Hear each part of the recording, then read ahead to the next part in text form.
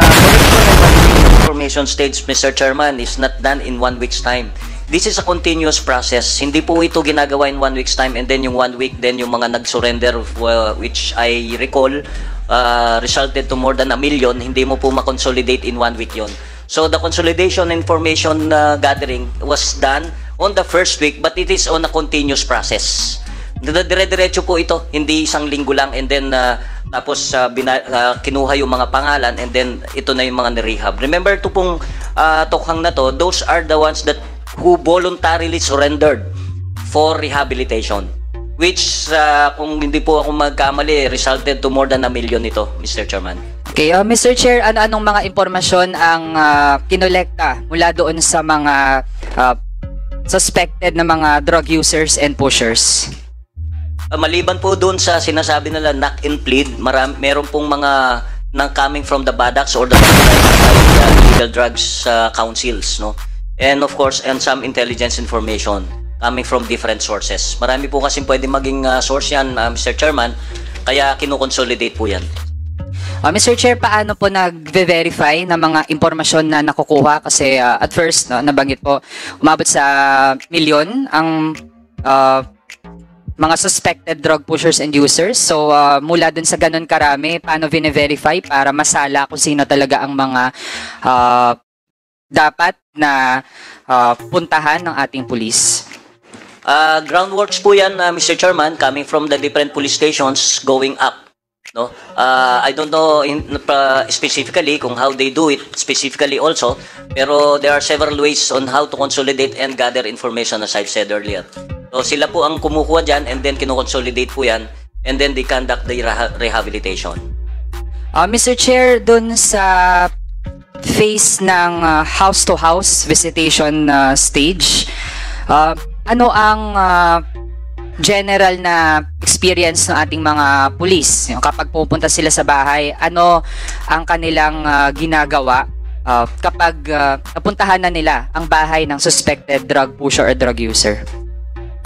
Mr. Chairman, I have no actual and personal knowledge on how they do it as a commander dahil ako po ay naging regional director and the Chief Philippine National Police. But on the process, kanya-kanya po silang style dyan. Although ang nakasaad po dito is only knock and plead. Yun po ang ibig sabihin kasi ng tokhang. It's a Visayan word which means knock and plead. Wala pong sapilitan ito, Mr. Chairman.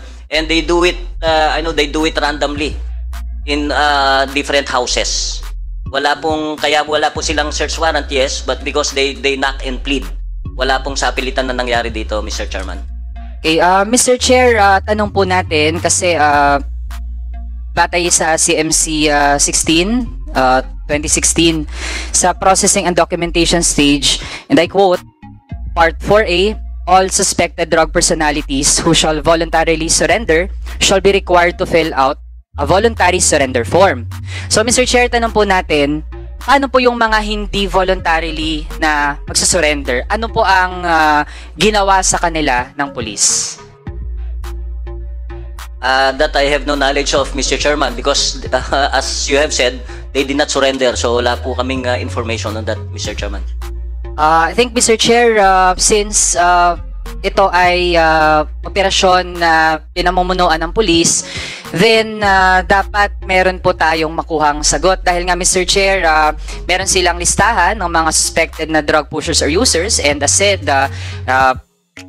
sabi po nila, verify po yun, di dapat handa po tayo sa mga kung ano mga senaryo. Kasi pag hindi po natin nalalatag ng maayos yung proseso, doon pa lang, ibig sabihin pwede yung maging prone sa misinterpretation, magkaroon talaga ng mga violations ng karapatan ng mga kababayan natin kapag in-implement na ito sa iba't ibang bahagi ng bansa. So, Mr. Chair, gusto ko lang i-reiterate yung tanong na, okay, sabihin natin, may mga pinuntahan sa bahay, nag-fill out ng voluntary surrender form. Meron po bang mga hindi nag-surrender at ano po yung nangyari sa kanila?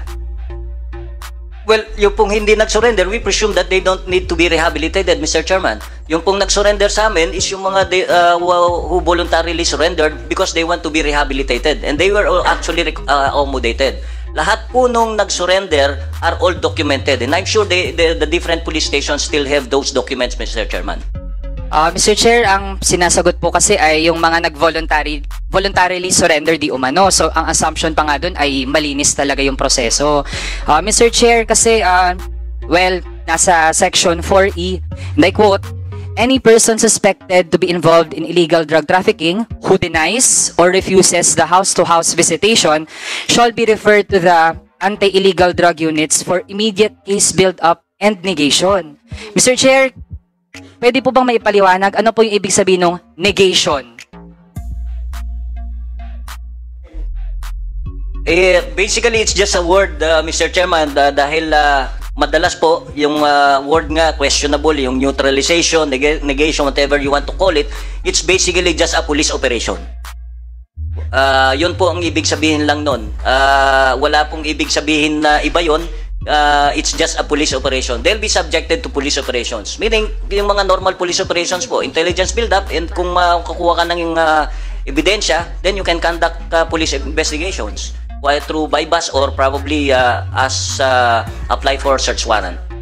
Mr. Chair, kapag hindi po kasi natin define ng maayos, malabo po yun eh. Pag sinabi nating negation, pwedeng ma-interpret na yan sa iba't ibang pamamaraan.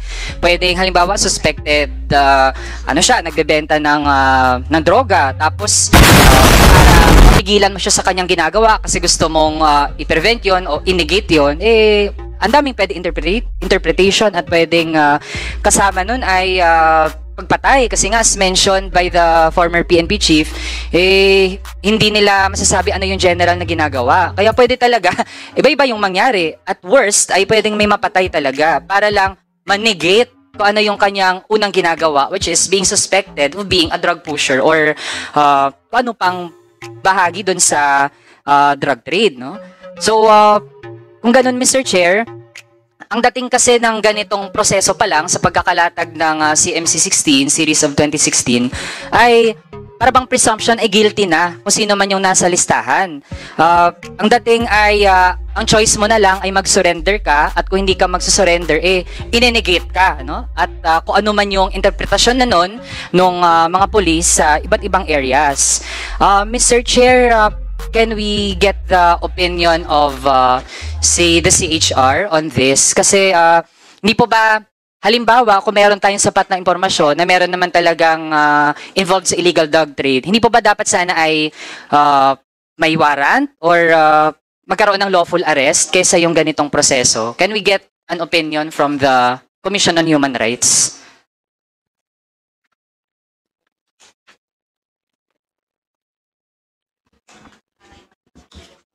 Yes, Your Honor. On the part of the Commission on Human Rights, siguro we would like to emphasize, Your Honor, the right of every individual to due process of law. Nandyan ho yung batas, at kung sila ay pinagsususpetsahan na drug user or drug pusher, gamitin ho yung batas. So they should be properly charged in court and be given their day in court. Yun po yung aming stand tungkol doon. Kung ganun, Mr. Chair, ibig sabihin we have officials in government who are saying na merong questionable talaga dun sa guidelines pa lang, no? Kasi nga, sinabi nating negation, kahit nga po ang Philippine National Police, hindi ma-define ano po yung negation. At as it turns out, meron na po talagang mga napatay, at andito po ang mga relatives na mga victims na posibleng nadamay sila dun sa ganitong negation na hindi man lang talaga natin ma-describe ng maayos kung ano po ito. So ito, Mr. Chair, may isa pang term na actually at least three times nabanggit din dito sa CMC 16, neutralization. So kung hindi po ma-define ano yung negation, baka po yung neutralization ma-define po. So can we ask, ano naman po yung neutralization? Again, Mr. Chairman, yung pong negation, whether it's negation or neutralization, hindi po ibig sabihin yan is yung sinasabi, how you interpret it, no? Kung talagang pong kasi yung sinasabi nyo, yun ang interpretation, how come we have arrested more than 300,000 people during that time also, compared to the 6,252 na alleged killings, no? So, hindi po yung negation is ibig niyang sabihin yung kung ano sinasabi niyo. It's just a general term, no? It's a general term that we commonly use in the Philippine National years ago, so many years ago. At wala pong interpretation yon na sinasabi na ganito ang gagawin. It's either you arrest or you do an operation within the limits of the law. Remember, nakakonsentrate po kasi tayo dito sa sinasabi nila doon sa processing. If you will notice also on page 17 of the same of this memorandum circular, maliwanag po doon sa sinasabi, doon sa page 17 under letter E, that all operations shall conform with the provisions of RA 9165, the rules of court, and strictly observe the rights of the accused enshrined in the Bill of Rights under the Philippine Constitution and allied laws, rules and regulations, as well as internationally accepted principles of international laws, public policy, and with due observance of human rights. So, hindi po ito sinasabi, yung negation, it's siguro kung sino ang nag-i-interpret nito. But we do not interpret that negation as one-sided, Mr. Chairman, especially so sa Philippine National Police po. Okay, Mr. Chair. General, mayroon lang akong gustong itanong. Nabanggit nyo that you were able to arrest 300,000.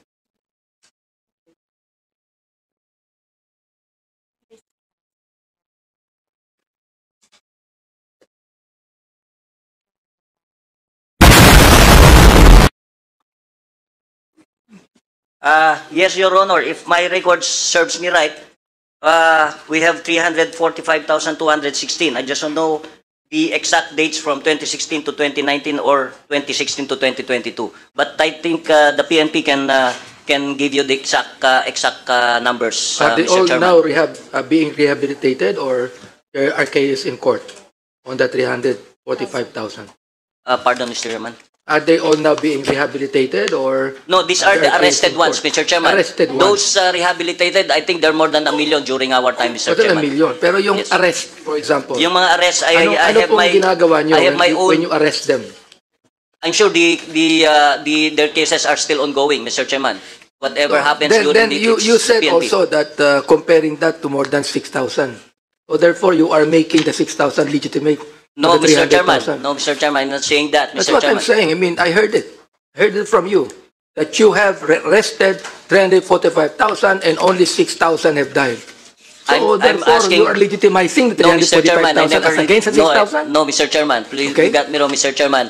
Ang sinasabi ko lang po dito is yung sinasabi na word na negate, no? Yung negation and the neutralization. It's not about killing, it's all about police operations. Whether it's arrest or police operations resulted to the killing of the suspect.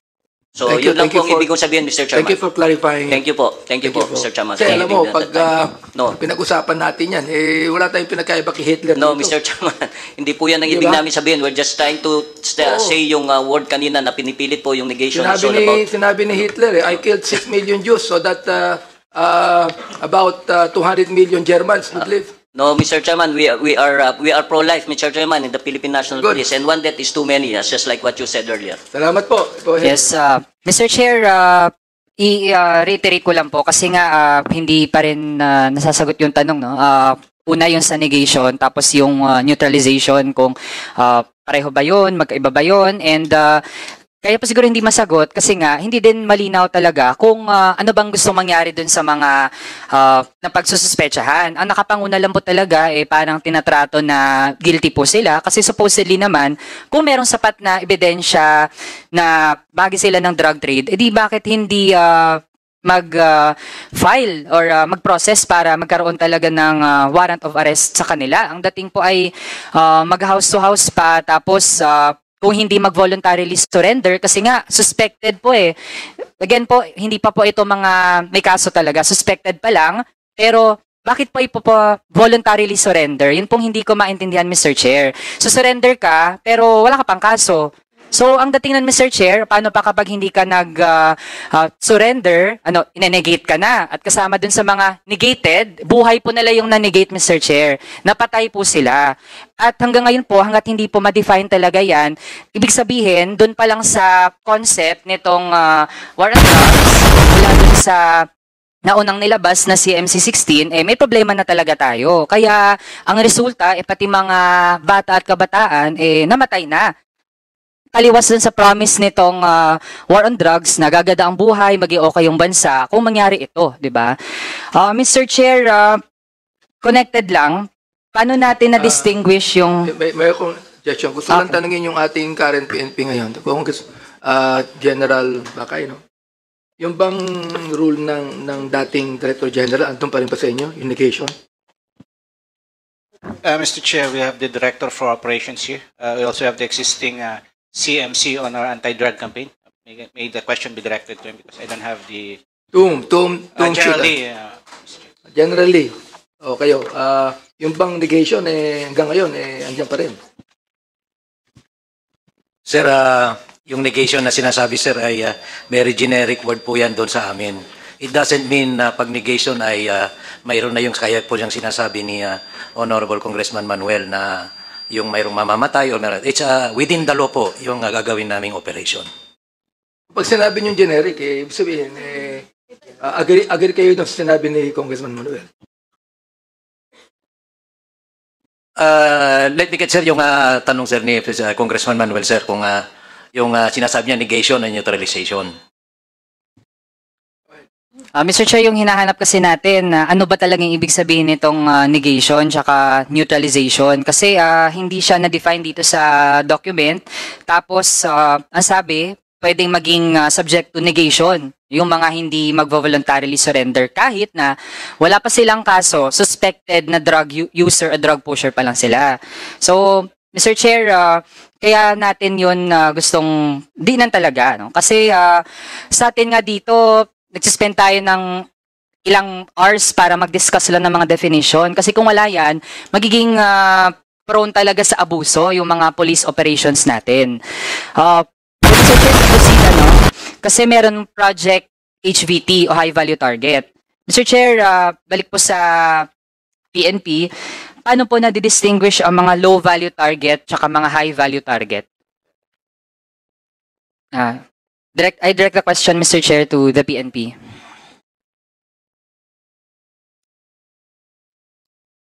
Baka si General Lee could be able to answer that. Sir, yung mga high value target, sir, base doon sa definition po noon, yun po yung mga big time drug pushers at saka mga syndicates, members po ng syndicates. Yung low value po ay yun po yung mga street level. By being a member of a syndicate, Mr. Chair, ibig sabihin kasama doon kung sino yung parang leader nila, tapos pati yung mga hindi din naman leader pero bahagi nung chain nung paano yung drug trade sa lugar nila. Tama po ba yun? Basta po member po ng syndicate and yung low level po ay yung mga street level lang po. Mr. Chair, meron po bang mga sinusunod na legal standards yung project high value target?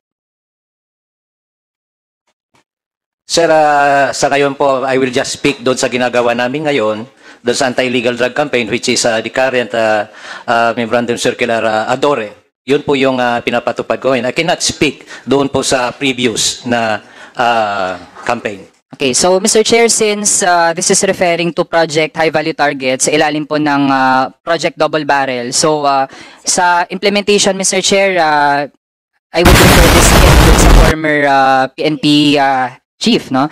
Kung ano po ang mga legal standards na sinunod dun sa project high value target. Mr. Chairman, yung pong operations, in any operations, there's always an intelligence build-up. No? Meron po tayong tinatawag na intelligence build-up. Kagaya po na sinabi, pag suspected ka, you just don't operate for a person na suspected. You have to build up an intelligence information, gather intelligence information. And if so warrants po, Mr. Chairman, kung talagang pong kailangan, we apply the necessary search warrants or the bypass operations na nangyayari po noon. No? Kaya po yun yung sinasabi natin, yung sinasabi pag nag-surrender, we rehabilitate. Yung hindi po nag-surrender, wala nang pong problema yun. Wala pong sapilitan na hindi nag-surrender. Lalo na kung hindi naman po siya suspected na drug user. No, wala pong sapilitan yung surrender, kaya po tinawag siya nag-voluntary surrender. Now, dun sa mga high-value targets, they usually conduct intelligence build-up, Mr. Chairman. Pag po merong mga nakuha ng mga information that warrants for a search warrant, then the PNP applies for search warrants. Mr. Chair, matanong natin, kasi kung titingnan din po natin yung dokumento, lalo itong mga high-value target. So, I would expect na dito mas detailed ang proseso dahil nga kung mga high-value target at tama yung proseso para talaga mapatigil sila sa kanilang ginagawa dun sa illegal drug trade, then ma-achieve sana yung objectives. Pero Mr. Chair, kumpara dun sa guidelines para sa Oplan Tokhang na nasa 4 pages ang proseso, kahit nga questionable pa yon. Pero Mr. Chair, para sa Project High Value Target, wala pang 1 page ang guidelines na meron under CMC 16, series of 2016. So Mr. Chair, can the PNP explain sa ganun kaikling guidelines, paano nila natitiyak na na-achieve nito yung kanyang objectives? Paano po yun sa aktual? Kani-kanyang diskarte na lang yung mga pulis? Can the PNP respond, Mr. Chair? There are several ways to conduct intelligence build-up, Mr. Chairman. No? Kanya-kanya po kasi talaga yung proseso nila doon sa pag-conduct ng intelligence build-up down sa mga police stations, especially so sa mga iba't ibang mga special units created by the PNP and other agencies. No? Hindi lang po yung PNP yan. Wala pong specific, but always in the PNP and other government agencies, we are guided by laws, Mr. Chairman. We are guided by our laws. We are to observe human rights and we operate within the limits of the law. Palagi pong yun ang guidance namin, Mr. Chairman. Mr. Chair, I think Pero ito... bang, gusto ko lang, in relation to what you said, nabanggit mo, Abayade, that you're always guided by laws. So pag-explain po dito, for clarification purposes, na kanya-kanya. Kanya-kanya yung style nila. Anong ibig sabihin? That is within the bounds of law. Yes, yung pong ibig sabihin yung pag-gather ng information, Mr. Chairman. Yung madalas po dyan, of course, you have an information agent. You gather information. You can always gather information from several sources, Mr. Chairman. Marami po. Marami pong paraan para makapag-gather ng information. Yun po yung sinasabi kong para-paraan. Pero yung pong we are always guided by the law of the land, Mr. Chairman. Yun po ang palaging nating sinasabi. In any memorandum circular that the PNP has, palagi pong nandoon yun, Mr. Chairman.